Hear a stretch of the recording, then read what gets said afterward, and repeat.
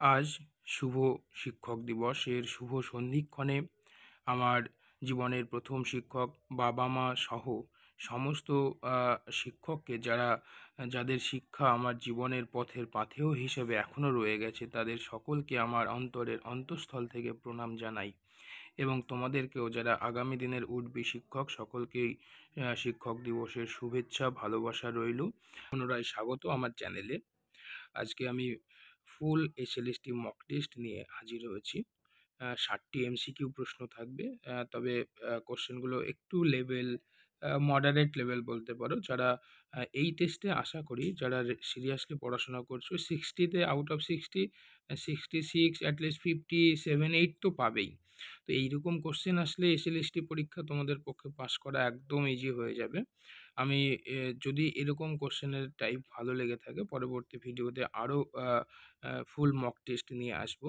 তাহলে চলো শুরু করা যাক। তার আগে আমি একটু বলে নিচ্ছি, এই আজকে 60টি প্রশ্নের মধ্যে আমাদের গ্রুপ এ থেকে থাকবে 20টি প্রশ্ন, গ্রুপ এ থেকে 20টি, গ্রুপ বি থেকে 20টি, আর গ্রুপ সি থেকে 20, 20, 20, 20, টোটাল 60টি প্রশ্ন থাকবে, 3টে পার্টে ভাগ করা।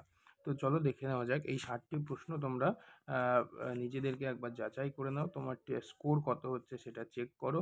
আমি ভিডিওর ডেসক্রিপশন বক্সে কোশ্চেনের পিডিএফ লিঙ্কও দিয়ে দেবো, সেখান থেকে পিডিএফ ডাউনলোড করে নিতে পারবে। এছাড়াও আনসার কির পিডিএফ লিঙ্ক থাকবে এবং ভিডিওর লাস্টেও আনসার কি দেওয়া থাকবে। ওকে, তাহলে চলো শুরু করা যাক।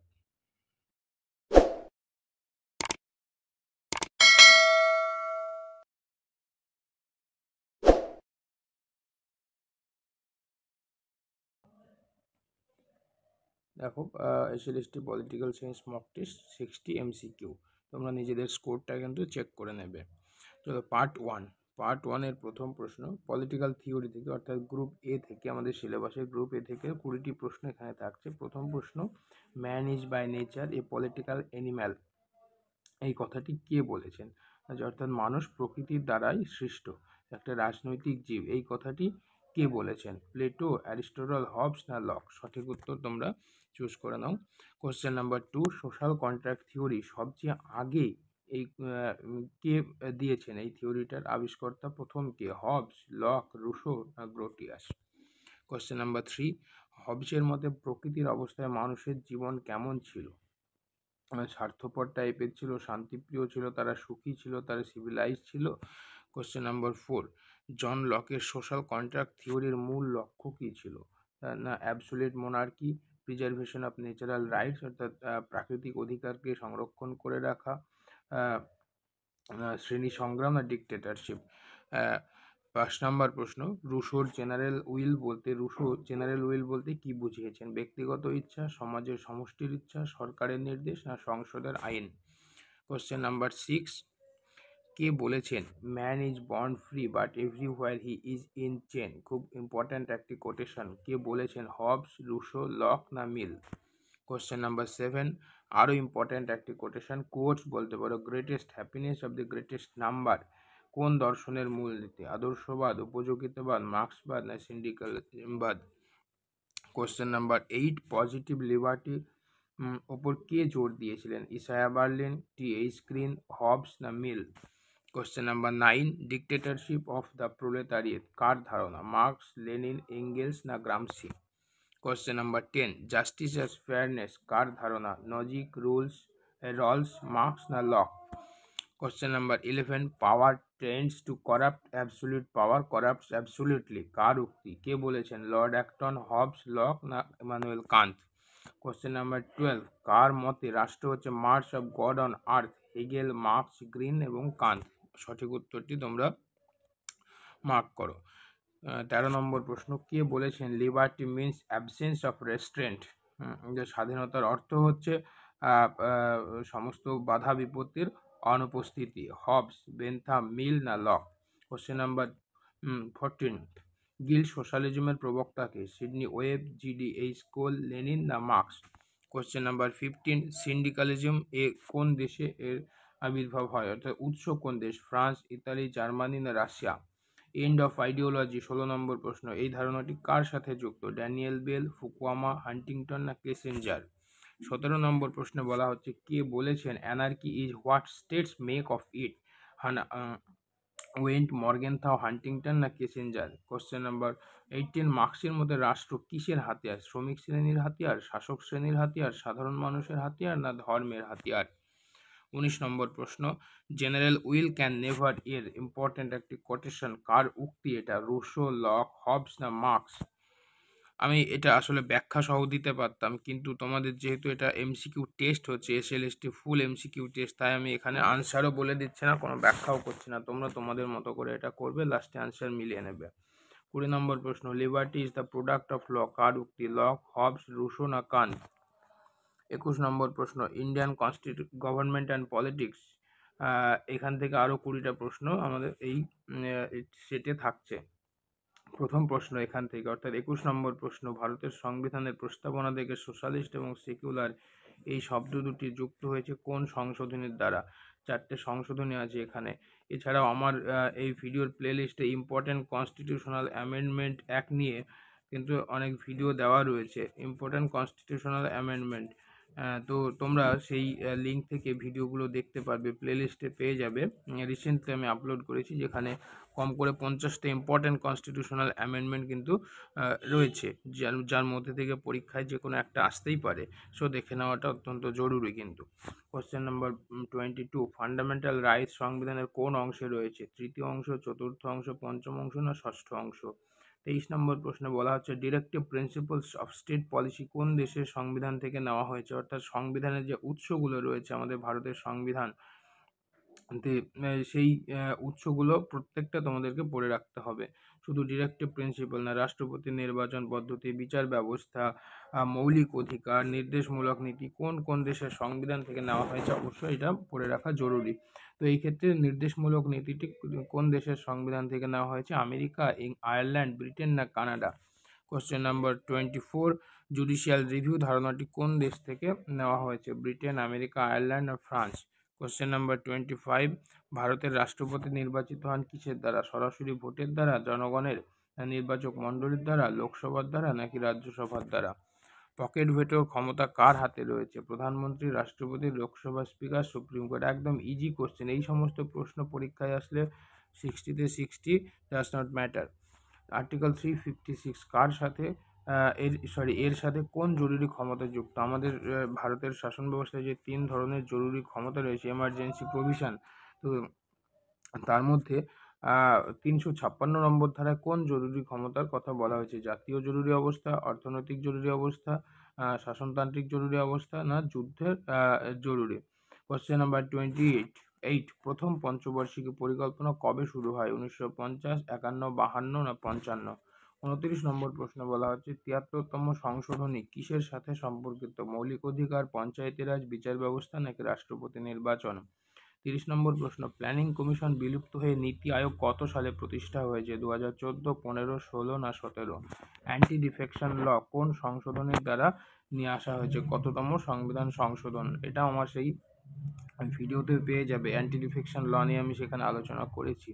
42তম, 44তম, 52তম নাকি 61তম? এখানে দেখো এই যে 4টি সংবিধান সংশোধনী রয়েছে, এখানে শুধু এই প্রশ্নের যে একটা উত্তর পাবে সেটা কিন্তু নয়।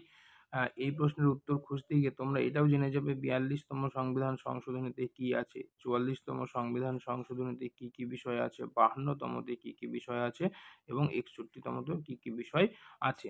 সুতরাং একটা প্রশ্নের সাথে 4টে প্রশ্নের উত্তর জানা কিন্তু সম্ভব। 32, সংবিধান প্রণয়ন সভার সভাপতি কে ছিলেন? BN রাও, BR আম্বেদকর, রাজেন্দ্র প্রসাদ নাকি জওহরলাল নেহেরু? 33 নম্বর প্রশ্ন, ভারতের প্রথম সাধারণ নির্বাচন কবে হয়? 1949, 50, 50, 51, 51, 52 নাকি 52, 53? ভোটাধিকার ন্যূনতম বয়স বর্তমানে কত বছর? 18 বছর, 19 বছর, 20 বছর নাকি 21 বছর? রাজ্যসভা সদস্যদের মেয়াদ কত বছর? 4 বছর, 5 বছর, 6 বছর নাকি 7 বছর? 36 নম্বর প্রশ্ন, ভারতের রাষ্ট্রপতির কার্যকালের মেয়াদ কত বছর? 4, 5, 6 নাকি 7 বছর? কোন কমিশন কেন্দ্র রাজ্য সম্পর্ক নিয়ে কাজ করেছে? First administrative reforms commission, Sarkaria commission, Kelkar commission নাকি বাজপেয়ী কমিশন? 38 নম্বর প্রশ্ন, কোন অনুচ্ছেদে ভারতকে সংবিধানকে অ্যামেন্ড করার ব্যবস্থা রয়েছে? অর্থাৎ সংবিধান সংশোধন করা যায় কত নম্বর ধারায়? 356, 368, 370 নাকি 352? 39 নম্বর প্রশ্ন, ভারতের সুপ্রিম কোর্টের বিচারপতিদের অবসরের বয়স কত? 60 বছর, 62 বছর, 65 বছর নাকি 70 বছর? 40 নম্বর প্রশ্ন, রাইট টু এডুকেশন কোন অনুচ্ছেদে যুক্ত রয়েছে? 19-এর এ, 21-এর এ, 22-এর এ নাকি 25-এর এ? এবারে থাকছে গ্রুপ সি থেকে আরও 20টি প্রশ্ন। ইউএনওর প্রথম প্রশ্ন অর্থাৎ আজকের ভিডিওর 41 নম্বর প্রশ্ন, ইউএনও কবে গঠিত হয়? 43, 44, 45 নাকি 46? 42 নম্বর প্রশ্ন, ইউএনওর সদর দপ্তর কোথায় অবস্থিত? জেনেভা, প্যারিস, নিউ ইয়র্ক না ওয়াশিংটন? কোশ্চেন নাম্বার 43, ইউএনওর প্রধান অঙ্গ সংখ্যা কটি? অর্থাৎ এর কটা ব্রাঞ্চ আছে? 3, 5, 6 নাকি 7? ভেটো পাওয়ার কার হাতে থাকে? জেনারেল অ্যাসেম্বলি, সিকিউরিটি কাউন্সিলের স্থায়ী সদস্যদের হাতে নাকি ইন্টারন্যাশনাল কোর্ট অফ জাস্টিসের হাতে নাকি সেক্রেটারি জেনারেলের হাতে? 45 নম্বর প্রশ্ন, ইউএন সিকিউরিটি কাউন্সিলে কতজন স্থায়ী সদস্য আছে? 3, 4, 5, 6? অনেকবার পড়ানো হয়েছে এই প্রশ্নটা, ইম্পর্টেন্ট কোশ্চেন। এর সাথে আরও একটি ইম্পর্টেন্ট রয়েছে, ইউএন সিকিউরিটি কাউন্সিলের মানে প্রথম অবস্থায় সদস্য সংখ্যা কত? সেটা ছিল 11 জন। ইউনিসেফের প্রধান কার্যালয় কোথায়? নিউ ইয়র্ক, প্যারিস, জেনেভা নাকি ভিয়েনা?